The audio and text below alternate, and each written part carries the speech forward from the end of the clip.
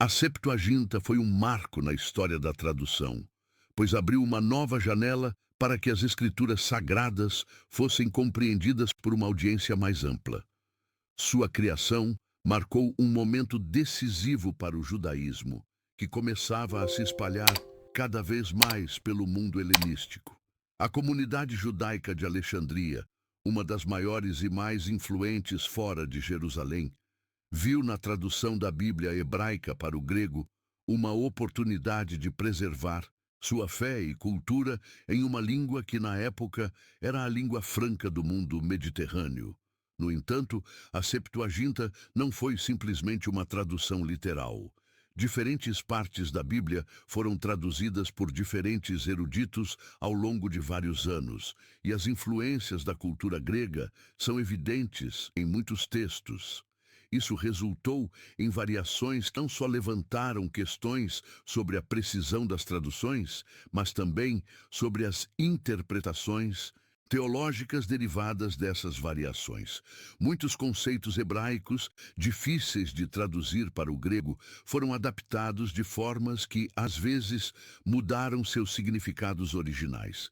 Um exemplo famoso disso é a já mencionada tradução de Isaías 7,14, onde a palavra hebraica alma, que significa jovem mulher, foi traduzida para o grego como partenos, que significa virgem.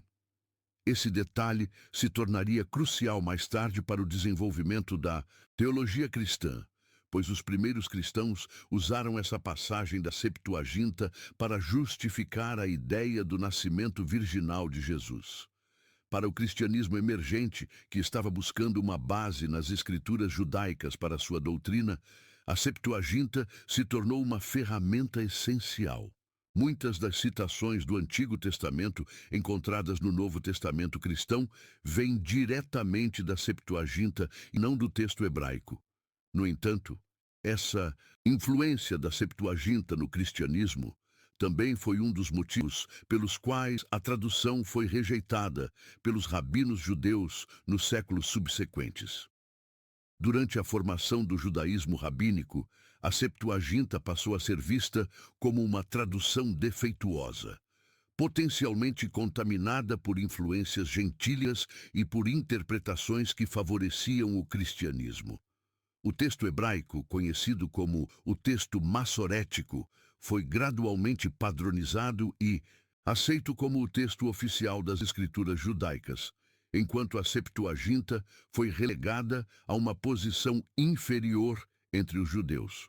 Ainda assim, a Septuaginta continuou a desempenhar um papel central na tradição cristã. Ela foi amplamente usada pelos primeiros padres da Igreja e pelos teólogos cristãos, que a consideravam uma tradução divinamente inspirada. Santo Agostinho, por exemplo, via a Septuaginta como igual ao texto hebraico em termos de autoridade. Ele acreditava que, assim como os profetas foram inspirados por Deus para escrever as Escrituras, os tradutores da Septuaginta também foram guiados por Deus para transmitir a mensagem correta.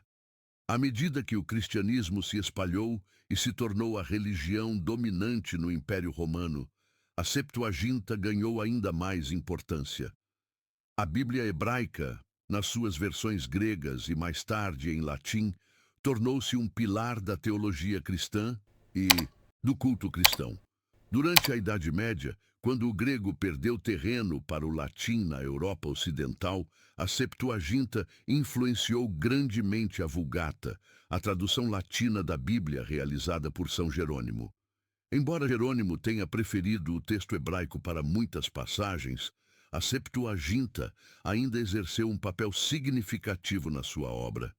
No Oriente, a Septuaginta nunca perdeu seu prestígio. As igrejas orientais, incluindo a Igreja Ortodoxa grega, sempre mantiveram a Septuaginta como a sua versão oficial do Antigo Testamento.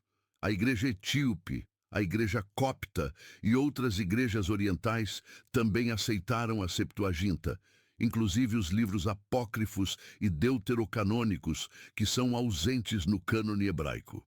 Isso criou uma distinção significativa entre o cânone das Escrituras nas tradições cristãs ocidentais e orientais, que perdura até hoje. Uma das questões mais fascinantes sobre a Septuaginta é a sua inclusão dos livros apócrifos e deuterocanônicos. Esses textos, como e Gul Macabeus, Judite, Sabedoria de Salomão e Eclesiástico, ou Sirácides, não fazem parte do cânone hebraico e, por isso, foram excluídos da maioria das versões protestantes da Bíblia após a Reforma Protestante. Os reformadores, como Lutero, rejeitaram esses livros adicionais, argumentando que não faziam parte do texto original hebraico e, portanto, não deveriam ser considerados canônicos. No entanto, a Igreja Católica e as igrejas ortodoxas continuaram a aceitá-los como parte de suas escrituras sagradas. Esses livros apócrifos e deuterocanônicos são notáveis não apenas por seu conteúdo, mas também pelo contexto em que foram escritos.